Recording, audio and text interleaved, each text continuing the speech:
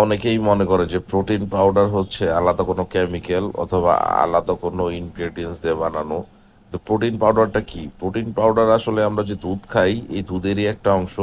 দুধের মধ্যে দুই ধরনের প্রোটিন থাকে, একটির নাম হচ্ছে ক্যাসিন এবং একটির নাম হচ্ছে হোয়ে।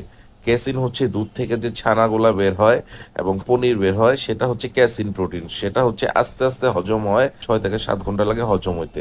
এবং ছানার যে পানিটা থাকে অথবা পনিরের যে পানিটা থাকে, সেই পানিটার নামই হচ্ছে হোয়ে। তো ধরেন এক স্কুপ প্রোটিন বানাইতে মোটামুটি 5 লিটার হোয়ে ইউজ হয়।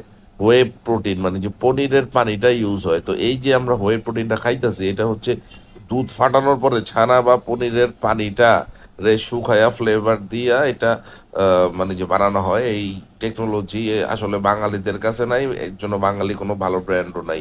ইউএসএ থেকে ইম্পোর্ট করার প্রোডাক্ট। আমরা যেমন গুঁড়া দুধ খাই, নোটা সাইড এফেক্ট। এটা হচ্ছে শুধুমাত্র শরীরের জন্য যেটা দরকার, ভালো ইনগ্রেডিয়েন্টস, ভালো প্রোটিনগুলা এটার সাথে বিসিটা বলে মিক্স করে দেয় এবং কিছু ফ্লেভার মিক্স করে অ্যাড দেয়। এটা হচ্ছে নো সাইড এফেক্ট। এটা স্বাস্থ্যের জন্য শুধুই ভালো, খারাপের কিছুই নাই।